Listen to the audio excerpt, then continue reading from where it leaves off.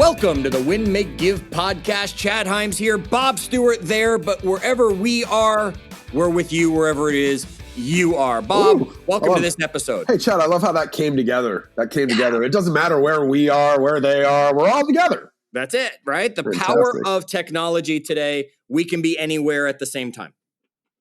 You know what's here? We'll do this later.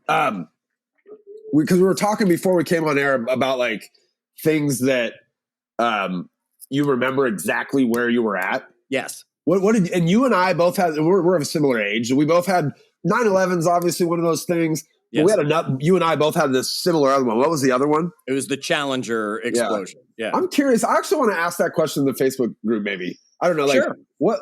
Because other than that, you're Canadian, so you said the Wayne Gretzky trade. Absolutely. Nobody in Canada does not know where they were when Wayne Gretzky was traded to the LA Kings. That was I don't really know what another pivotal moment. Like some of our listeners were alive when Kennedy was shot, and that would be their thing. I know my mom was like, she knows exactly where she was at and can tell you what her teacher's name, what desk she was sitting in class, right, and all of that stuff. I can remember being in music class when the Challenger, we were watching it on TV, and you said you were watching it in your classroom and ran into the classroom next door to tell them who was not watching it. They thought you were playing a Chad prank or whatever and said, "Get out of here, you fool." That did not happen. But absolutely. Yeah. So folks, I'm going to put it in the Facebook group, facebook.com/group/win-make-give. We'll ask you, obviously, why did it come up? Because before we started recording, we were talking about 9/11, with that being, well, now you know when we recorded this one, that being in 2 days or 3 days here. And obviously our hearts go out to everybody who lost somebody, and all of those firefighters and police officers and everybody who lost their lives saving, and all the people on the flight, everything.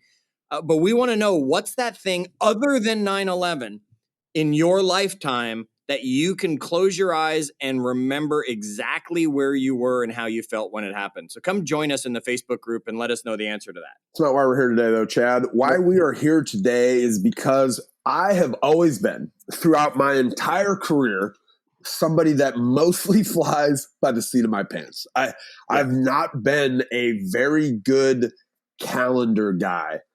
And I had you couple weeks ago come and talk to a large group of kind of our customers about building a calendar and how you actually go about building a calendar. And I thought it was one of like the most actionable, it was really good. And so we were always kicking around ideas here. I said, Chad, have we ever done that before on Win, Make, Give?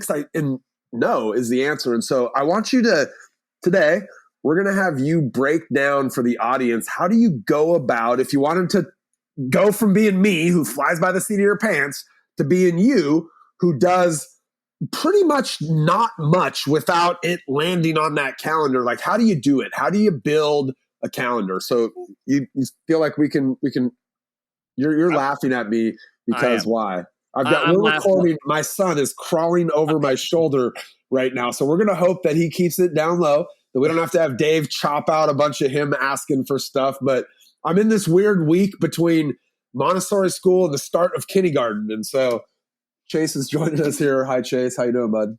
You're good. All right. I love you. So Chad, we'll try to keep him quiet while you tell us. Maybe if I'd been better with my calendar, I would have scheduled somebody to come in here and help keep him occupied, right? Absolutely. You probably would have, or we wouldn't be recording. But folks, this is what we go through to make sure that the Win, Make, Give podcast continues for you. And Bob's right. I'm laughing only because we're recording. We don't record video, but we're using video so we can see each other while we're recording. Usually we're in the room together, and I can see Bob, and this is how professional this man is. Nowhere during anything, if you scroll back, if you just hit start over and listen to this, you can't tell that his son, how old is he? 5, is literally crawling all over Bob. I mean, he's like walking on his shoulders, crawling over his head, trying to get on the camera, trying to see what's going on. And not a hiccup, Bob Stewart. That is a professional. Until you started laughing, and then you got me sidetracked. All right, enough about that. If I was going to change from being this fly by the seat of my pants guy, Chad, to building a calendar, like literally where would I start? What would be the first thing if you were going to start building a calendar that you would lay out on that calendar? Okay, so before I even give you step one, for those of you who need to hear this recording, you might want to bookmark this episode because maybe it's one you come back to and you just take on step one now, then you come back for step two. There's going to be 6 total steps that if you're in the sales industry, I'm going to take you through. If you're not in sales industry, you can stop after number 5. And here's the thing. More people are like you than like me, Bob. Yeah. So let's just be fair to our audience. Most people are fly by the seat of their pants. And here's the thing. Everybody knows how to build a calendar. The challenge is most of them just don't respect their calendar enough once they've built it. Now, okay, hold on. I feel like you're like shortchanging yourself a little bit, because to say everybody knows how to build a calendar, I might have thought that until I heard you kind of lay out how you build your calendar. And so, yeah, sure, we all know how to build a calendar, but like, do we know how to do it the right way or in a really effective way? And so I think your methodology is super effective. Okay, so I'll give you that pat on the back. Well, I appreciate that, Bob. And it's different than Ben's way. So if you've listened to us ever talk on this about building a calendar, Ben, this is one of the things that Ben and I don't necessarily see eye to eye on. And at the end, after we go over the 6 steps and some of the stuff that goes with each one, I'll give you a few of my rules that go to calendar building, which will also then answer to some of the things where Ben and I don't see eye to eye. And it's okay that we don't. We both succeed with our systems. And what we're hoping here at Win, Make, Give is whether it's Ben's calendaring system or my calendaring system, one of them helps you get where you want to go. Yeah, like I now have some choices. Right. I've got some choices of how I become more efficient. Good. Correct. So you asked what was the first thing to go on the calendar. And Bob, most people laugh at me when I tell them the first thing to go on the calendar. And it's this simple. It's a bedtime. Okay. So bedtime should go on the calendar first. Now, why should bedtime go on the calendar first? For so many reasons. And most of us, as soon as we get old enough to move out of our parents' house, we decide we don't need a bedtime anymore because no one's telling us we have to have one. I mean, that's basically me. Right when I left for college, I'm like, I'm going to stay up as late as I want for the rest of my life. That's it. Yep. And that's what we do. We say, I don't need a bedtime and I can stay up. And I was always taught the rule, right? Nothing good happens after you fill in the time in your life, depending on your life. 10 o'clock but is nothing the rule good that happens I after heard. 10 o'clock. Yeah. Right. And first of all, there's nothing good on TV after 10 o'clock. So there's nothing worth staying up for because you can watch anything the next day in less time on your DVR or Hulu or whatever you use, right? So there's nothing good on TV. There's nowhere good to go. You're getting in trouble if you're still out drinking by that time. Your options are getting less and less at the bar. You're spending all your money. Like whatever you're doing out there after 10, it's costing you something. Like correct. And now I'm not saying 10 o'clock has to be your bedtime, audience member. I'm just saying you need a bedtime. And we were talking also, Bob, about the 7 Habits of Highly Effective People. One of in my opinion, the greatest self-help books ever written that's out there. And habit number 2 is start with the end in mind. And I mentioned this in an upcoming episode. So yes, I can predict the future because I know that we've recorded an episode and I said this with Ben and even he took it and was like, wow, that's a take I've never really paid attention to. Habit number 2 is start with the end in mind. And most people think that means, what's my goal for the year? And now how do I get to it? But we need to remember that the day also ends. And we can't build a successful day if we don't know when the end of that day is coming. So we have to start with the end in mind and say, I know that after this time, I'm done for the night. So I have to make sure that I have been completed everything I need to do by then. Yeah, like how would you, how do you even know how much time you have in the day if you don't know when that thing's going to end? Correct. So that's why it's always the first thing I put on the calendar. That's why I never find myself up at ridiculous hours of the night still finishing a project. Right? Now I never have to go back to work at the end of the day. Okay, now we give you a hard time. I think we've joked about it on this podcast before. Ben and I are up firing ideas, Dave, at 10 o'clock, 11 o'clock. You actually, you don't go to sleep but you start your bedtime routine at 8 o'clock. 8 o'clock. Yeah, 8 o'clock every night. My dog, we don't watch Jeopardy anymore. We used to watch Jeopardy. which ended at 8. What do you mean? You gave up when Alex left? Yeah. Basically, okay. Right? But when Jeopardy ended at 8 o'clock, so when Final Jeopardy came on and Alex gave the bing and we went to the commercial, our dog knew it was time to go outside. She knew, it's time to get ready for bed. And she would go out knowing that because 8 o'clock, we started the bedtime routine. Now, it's lights out approximately 9:15.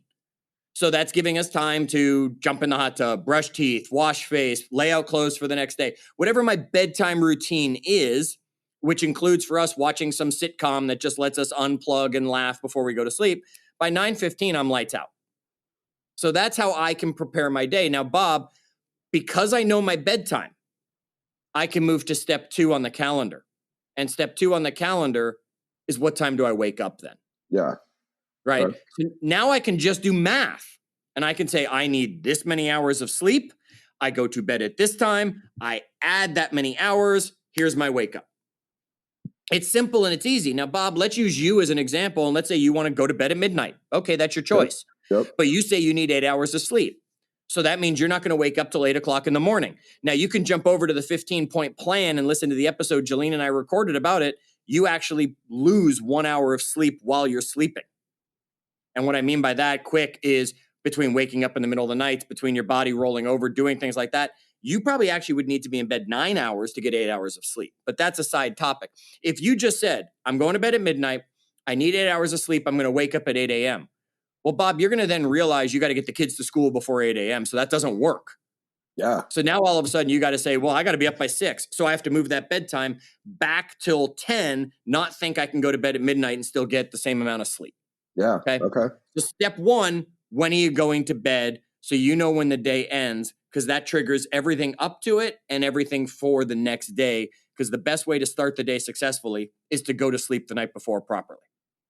Okay. Step so 2, number 1, what time am I going to bed? Number 2, what time am I going to get up? And that's really just a function of how much sleep do I need. Does that ever vary, by the way, Chad?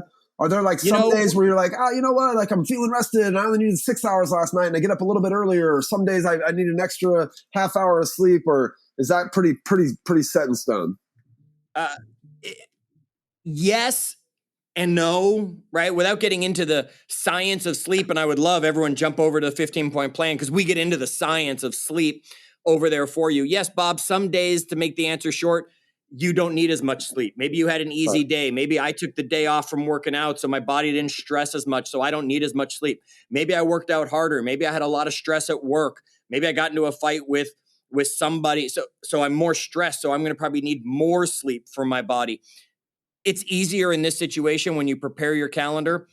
Just pick that kind of set time all week. Okay. I'll add that to the rules at the end. So that would be that. Knowing your wake up time. Now, here's the thing I'm going to say about wake up time, other than what I've already said. Stop playing games with your wake up time, right? Don't tell me you wake up at 6 in the morning, but you know you hit snooze at 6 in the morning. Wait, I should stop the snooze? Is that what you're saying? Yeah. If you snooze, you lose, right? So if you are the kind of person that wakes up at 6 and hits snooze twice because you don't really want to wake up till like 20 after 6, I'm going to tell you what you're doing is you're actually doing yourself no good. You'd be better to set the alarm for 6:20 and then just get up. But hold on. This is clearly me, right? Yep. I'm a 2 snoozer, and I have a purpose for it. Like I know I'm not getting out of bed until let's say 6:20. It's okay. That 20 minutes. I like to wake up and know I've got 20 minutes before I need to get up out of bed. So are you suggesting I just set it for 6 o'clock? Wake up and then just lay in bed for 20 minutes and shake my legs out and okay. Set an alarm at 6, set an alarm at 6:20 if you want to kind of say, okay, I got to get out of bed now, and have a ritual and a routine that starts at that 6 o'clock wake up time that says, you know what, I'm going to wake up. I'm going to ask myself this question. I'm going to do this meditation first thing in the morning. In the book I leave on my side table or whatever that's going to be. Most people hit snooze to try to go back to sleep. And you're not getting good rest in the 9 minutes of snooze. You'd be better off letting your body just have the 20 minutes instead of waking up, going back, waking up, going back. You're actually doing a disservice to yourself on the energy side and how your body actually processes after sleep. Step 3. So I'm getting up, I'm going to bed at a certain time. Step 2, I'm getting up at a certain time. What's the third thing that goes on my calendar? Okay, third thing that goes on your calendar are uncontrollable commitments. Okay, so what do I mean by these? These are things you can't control that you have to be a part of. So maybe meetings that you are supposed to be at. I got to take my kids to school every morning. Yep. Right? That's kind of stuff that's uncontrollable commitment. Someone else sets it, so it's on your calendar, or it's appointments that you have already pre-scheduled. So maybe it's a haircut appointment or a doctor appointment or the dentist appointment or whatever you've got, a lawyer appointment, I don't care, an appointment with a client. If it's pre-scheduled, it's not supposed to change anymore. Once you set that hair appointment, that doctor appointment, you don't want to change it because it's so hard to get another one. That's an uncontrollable commitment. You've agreed to lock that time off on your calendar. So that's step 3, all of those uncontrollable commitments. Well, hold on a second. Is this like a daily thing? Am I doing this like over the course of a week? Yeah, Bob, that's part of the rules at the end. So I'll jump to that one for you because you're right. I should clarify that. Every Sunday night, I do the week. Okay. So I don't care whether that's Friday before you go home for the weekend, Saturday, Sunday, even Monday first thing, that's kind of late, but that you should plan your whole week out. Every day, though, you need to kind of analyze the next day. Right? What needed to change, what came up, what happened, the school called and there's an appointment. Uncontrollable commitment pops out of nowhere. Your wife's like, you're doing this tonight. And you're like, correct. Okay. You've got to make sure that you're prepared for those things. So you can't just say, well, it wasn't on my calendar Sunday, but you can be sure every Sunday Nita knows I'm going to say to her, so what do you have going on this week? So I know I can start planning my calendar properly and know what needs to be there. Okay. So Bob, here's the thing. Here's why go to bed, wake up, and uncontrollable commitments are the first 3 things that go on the calendar. Because now we can see what time is available for us, right? When we're asleep, we have to be there. When we're at uncontrollable commitments, we have to be at those appointments, those meetings, those things. And this is all time that's taken from us. So immediately you're losing 10 hours of every day, right? If you slept 8 hours a day, if you had a little bit of a morning routine and a little bit of a bedtime routine, and then you had an hour or so of uncontrollable commitments that show up, you've already lost 10 hours of every day for yourself. But now you can look at that calendar and you can see where the space is to start filling in with things that matter. Okay. That takes us to number 4. And number 4 are your priorities. Okay. Now you get to schedule your priorities onto the calendar. Now, Bob, I'm going to give you an acronym, and that acronym is LIFE. Okay. LIFE. Now, these are not in order other than they spell a word. Okay. So one's not more important than the other. But here's what LIFE stands for. Your love life, who matters to you that much. In your case, that's going to be your wife and your kids. Probably that's it, right? In my case, I love my mother. I know she's listening. Hi, Mom. I love my daughter. I know she's listening. Hi, sweetie pie. Okay. But Nita is the only one that really fits on this for me because she's the one that's in that immediate world. Right. Okay. So your love life doesn't become this list of 20 people. It becomes those people that are right there in your immediate love life that need to be a part of your world. Okay. The I stands for improving yourself. Because if we're not improving ourselves every day, we're going backwards. And if we're going backwards, we're dying because someone's going to pass us. Okay.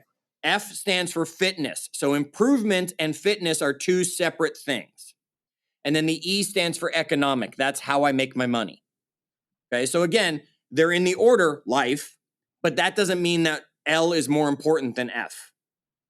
Got it. It just file wasn't as cool a word, right? So that's why it's in that order. Now my brain is like, wait, what other words are in there? Leaf? Yeah, file, F-I-L-E, right? But it's just not as cool as life. So what I want everyone to do is figure out your priorities in your love life. Figure out your priorities for improving yourself every day. Are you wanting to learn a language? Are you wanting to learn how to program better? Are you wanting to, meditate every day because that's what you do for you, right? Think about your health. What are those things in that fitness world that you do for you? You want to walk a mile every day? Fine. You want to do an hour workout? Fine. There's no judgment. It's your priorities. Okay. And then what do you do for your work? Maybe that's lead generate. Maybe that's you have to do certain tasks around the store, whatever it's going to be for you. Figure out the priorities to you. They go on your calendar next. Okay. So Bob, now we're taking care of you. And by taking care of you, that means scheduling time for you and your wife. That means scheduling time for you with each of your boys. Yeah, my wife and I go twice a week to lunch. You know this. You see my calendar. We once a week, which actually normally is Thursday nights. This week it got moved because of kindergarten, some uncontrollable commitments. So we had to wrap our date night somewhere else in the week, but it's important, so it's there. It's funny. My wife lives by a calendar, so a lot of these things end up kind of like I'm what is through osmosis getting the mercy of her calendar. Some of the I am in some ways, but all right, yeah. So those things are getting scheduled. But you have enough things on your calendar, Bob, that you should be able to follow these steps, as should any of our audience members. Yeah. So step 4 are your priorities. What is it that you want to do for you or need to do for you, right? Sometimes we don't want to work out an hour every day, but I need to keep up. Or we don't want to do something for work, but we know we need to, or we're not getting the paycheck. Wait, can I take the fitness out and just call it a lie and just no fitness? Is that? It will be a lie if you take the fitness out. Bob. Okay. It will be a lie for you. Okay. Step 5. This one's fun. Okay. Step 5 that goes on our calendar is chaos. Now, everybody always reacts when I talk about this one because they're like, well, you can't control chaos, Chad. Yes, you can. It's a lie, right? It's a myth. Time management myth. Absolutely. There are 2 types of chaos. There's controllable and uncontrollable chaos. Yet what I want you to understand is here's the rule that goes with putting chaos on your calendar. You can't do it before 2 p.m. That's my only rule to the people that I'm coaching and teaching this stuff to. You can't do it before 2 o'clock because you need to give the day time to create chaos so you have that time for it. So I'll put half an hour or an hour on my schedule, depending on what my day looks like, at around 2 o'clock. Now, Bob, the first type of chaos I said was controllable chaos. Okay. That sounds like this. Got a second? Got a second?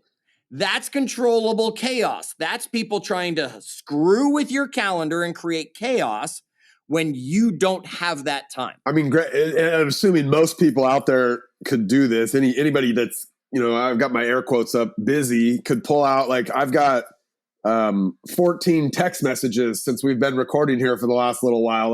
That's controllable chaos. I can decide to let that into my world right now, or I can be like, you know what? Yes. I deal with that at 4 o'clock. Yes. That's controllable chaos. When someone says, got a second, I can say, I do at 2 o'clock.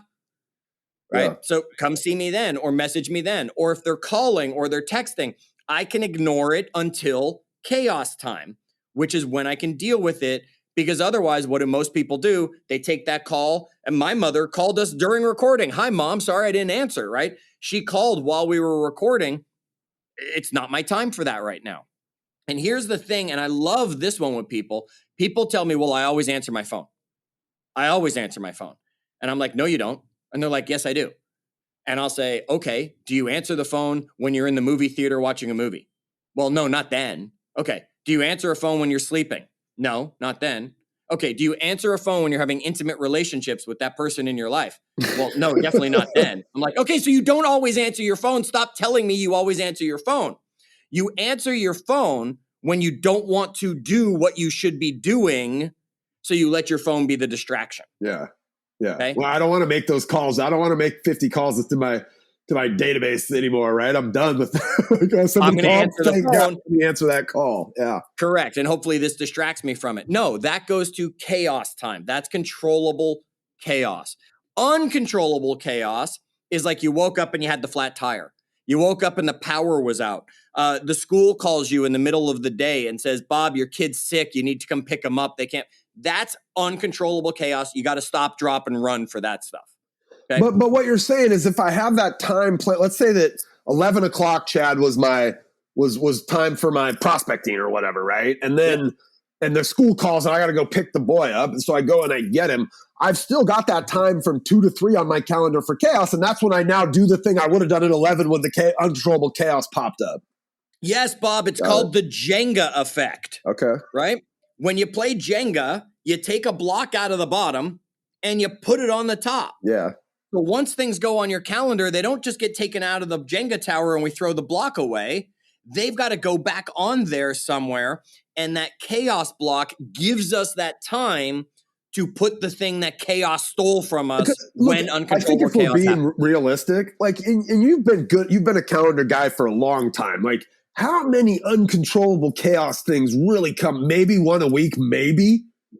Yeah. Maybe. If you paid attention to it, it wouldn't be that. Well, unless you're like giving yourself a bunch of excuses to, right? But like real things that you just have to be done right then. It's not very often. No, not at all. It's mostly controllable chaos, which you can push back. And heck, if you really need to put an 11 to 11:30 and a 2 to 2:30 and say, here's my morning controllable chaos before lunch and here's my after, great. Do what you need to do. Understand that you're saying it, Bob. I'm a calendar guy. You're right. I've been doing this for a long time. People aren't going to listen to this episode and then tomorrow have the ideal calendar. Yeah, for sure. This is going to take work. This is why I said bookmark this episode. Come back and say, hey, I've mastered 1 and 2, my bedtime and waking up. I'm good at, what was 3 again? How do I work on mastering that? Okay. So 1, bedtime. 2, waking up. 3, uncontrollable commitments. And now we know what's available for us calendar time. 4 is our priorities because they should go on there first now that we have what's available to work with. 5 is chaos time so we can control when stuff happens. We have place to put it. And 6 is only for people in sales. Okay. 6 might be for real estate sales, car sale, any sort of sales. I tell them that they get this 6th edition. And that is appointments you want to have, you don't have yet. Okay. So Bob, you sell widgets and you want to sell 10 widgets a week. And you know that means you need 20 meetings to get 10 sold. Okay. When I look at your calendar on Sunday, I should see any appointments for sales you have already as step 3. Those are uncontrollable commitments. Yep. And when you get to step 6, you should be looking at what time is left on your calendar to fill in where you're going to put the leftover appointment opportunities you need to create. Okay. And here's what drives me nuts with people. Okay. In sales. Salespeople, right? They don't treat themselves as professionals. Yeah. Bob, when you call the doctor, does the doctor say, well, when do you want to come in? No, they say, we're available. You can come in on Friday at 2 or Wednesday at 1. Right. When you call the lawyer, same thing, right? When you go get a hair appointment, same thing. Bob, when you schedule a massage, a facial, nail, I got my nails done. Yeah. Literally any service provider. Yeah. They're going to say to you, I've got an opening at 11 or 2. And then you're going to say, well, neither work for me. And then they'll start playing the options game. Right. Say, well, what about next week? Or maybe I can move Mary but yeah. Yes. But salespeople just say, well, when's good for you? Because all they can think about is I need to make the sale and I'll do anything you want instead of acting like a professional and say, well, I've got an opportunity at 3 or at 5. Which one's better? By the way, like for me, I don't want to get my hair cut by the guy that has a full open calendar, right? No, that's a good point, Bob. You don't want to go to that doctor, that dentist, that hairstylist. Yeah, it's like, come in whenever. I'm like, wait a minute, what do you mean whenever? Nobody else comes into your business? Like, that's weird. Right. And my wife and ladies, you'll get this much better than me, especially if you've seen my hair, right? She has to book her appointment like 6 weeks in advance. Yeah, mine and too. If she has to cancel for some reason, she's screwed for another 6 weeks. Yeah, totally. Right? So you don't move those appointments when you get them. Why don't we act the same way? So step 6 is for salespeople only, and that is figure out how many appointments you need every week. And if you don't have them from step 3 as uncontrollable commitments of already scheduled, you should be putting blocks on your calendar to have those. Now, Bob, again, the Jenga principle applies. If somebody says, no, I only have 9 o'clock this morning, and you want to take that, okay. But now you can take what was at 9 o'clock in the morning and put it at 11 o'clock when you had the temporary appointment block, and you can move the appointment block down to 9 o'clock. You can play Jenga and move that block from the bottom to the top. Okay. Okay. So there's the 6 steps to building a calendar. I got a few rules that go along with calendaring that I want everyone to catch as well. And then I'll take any questions you want to throw at me on behalf of everybody else to help them with this. Okay. Rule 1, I already mentioned this one. Build your calendar weekly. Okay. Now, we have talked, and I think it was actually in our last episode, Bob, where we talked about burnout, where we talked about putting vacations like at the beginning of the year for the whole year. I'm not talking about that calendaring. I'm talking about your daily schedule calendar. Mm-hmm. Sit down on the weekend, take 10, 15, 20 minutes, however long it takes you at first. You'll get better and plan out the week ahead. And like, look, I mean, you've been doing this so long. Like steps 1 and 2, those are there. You don't do those every week. You know when those are. And probably many of your uncontrollable commitments are things that are like recurring weekly and so. Yeah. Okay. Yeah. But it's a weekly our podcast approach. recording is an uncontrollable commitment on my calendar. It is blocked off at a certain time every week that the 4 of us get together to create Win, Make, Give. Yeah. Okay? So step 1, plan it on the weekend for the whole week. Step 2, you can't use the auto repeat button for anything that's a daily activity. Okay. So I can't put bedtime 8:00 auto repeat. I've got to go in there at 8:00 every day and say bedtime, bedtime, bedtime, bedtime, bedtime. It takes me 14 seconds to put it on all of them. Sure. Why? Because when you put auto repeat on there, you didn't put it on your calendar. And when you didn't put it on your calendar, you don't pay attention to it on your calendar. And we both know it's not always accurate. Look, I'm a New York Giants fan, for good or for bad. When they play on the late game on Sunday or Monday, that might affect my bedtime. Because I want to stay up and see the end of the game, and it might run past my 8:00. So I got to say, look, for you, they've been been stinking it up the last 2 years. They don't play many Monday night football. They always will because they're a large market. That's true. So They are the Giants. Right? They are the Giants. They are New York, right? Yeah. So, but what'll happen is I will have to plan to stay up later on those nights, and if I just had auto repeat, I would just have ignored it, which means I didn't put the bedtime on, which means I didn't change the wake up time, which means I'm already functioning less energy when I hit that next day. Now, I used bedtime as an example, but that's the same thing for wake up. I can't just say I wake up at 4 a.m. every morning like I do. There are some days I need to wake up earlier, or there's some days I know I'm going to let myself sleep. I can't just put auto repeat on the daily activities like I need to work on podcast episode, because if I don't put it on there, it doesn't get done. Yeah, it just becomes, it's like the auto repeat is noise. It's not intentional, right? Now I can do it for weekly, because the reason for that is then when Sunday comes and I go to build next week's calendar, that uncontrollable commitment is already there. Right? I've already said, every Wednesday at this time we get together for podcast. Boom. I open up my calendar for next week on Sunday. Wednesday's already got the podcast time blocked in. So for some me. of those, like, and some of us have, I have a lot of monthly where it's like I meet with people like on the first Wednesday of every month. So those are okay to have that kind of recurring monthly or recurring weekly sort of things, but not your daily recurrings. Not your daily. That way, when you open that week, you see that uncontrollable commitment and you can either adjust it or understand I got to build around it because it's that week of the month. Yeah. Okay. Okay. The third thing, you can't double book yourself. You can't be 2 places at once. You can't. No matter how good you are, you can't. So stop putting yourself in 2 places at once. I shouldn't be able to see things side by side on your calendar. You're looking at your calendar and seeing all right the now. Right. It's a wreck. I got so many side by sides. It's not even funny. And what I end up doing is I end up just wasting time throughout the day trying to reschedule, move those things. Say, hey, I can't be here. Can you cover for me on that thing? Yep. Okay. So you can't double book yourself in that situation. That's the next step. And here's the 4th step. And this is the one that's going to freak people out. This is where Ben and I really differ on our calendars. White space on your calendar gets filled with the white noise of life. I don't want to see white space. Ben, on the other hand, is going to argue all day long with me that you should have 50% of your calendar should be white space because you need time to think and you need time to be creative and you need time for this and that. Schedule it. Just put it on there as Chad time. I mean, it's part of that. It's part of that life, right? Like, what are you doing in that time? It's you're educating yourself, or you're working on your finances, or Yes, right. You're getting it now, Bob. Right. The second time through, you're finally going, okay, I get it.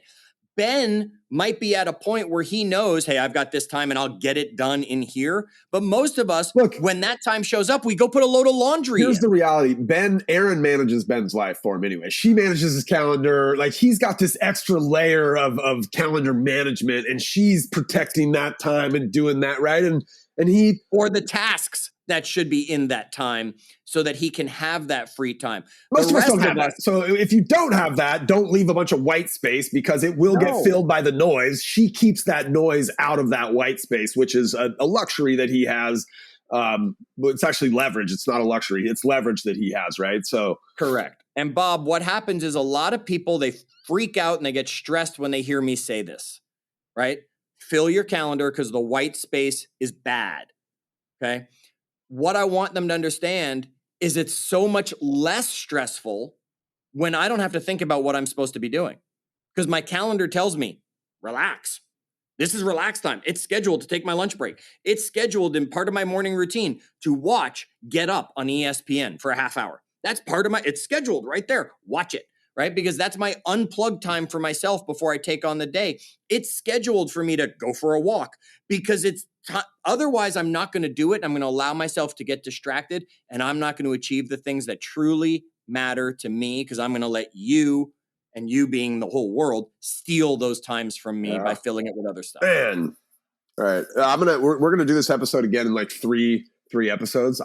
I need this beat into my head. Every time I do this with you, Chad, I'm like, I do get a little bit better. I have gotten better at my calendar. You've seen it, you see it. So you know it's gotten better, but it's definitely a work in progress still. And thanks, man. Everybody out there, give yourself grace and understand it's going to be a work in progress. I've been doing this for years, right? It's been decades that I've actually been working to build the perfect calendar for me, and it changes every week. No 2 weeks are alike. So that's why I can't just sit back and go auto repeat and I'm done. That's why it's going to be in the book. Yes, Bob, sneak peek. There's a book coming. Okay. And it's going to be in there. So you'll be able to have it in print as well. But bookmark this episode. Share this episode with people who you know are running around like a chicken with their head cut off. Heck, share it with your clients' salespeople so they understand why you're not answering the phone when they're calling you. Let me be the one explaining to them that they should be doing something else as well and not just calling you.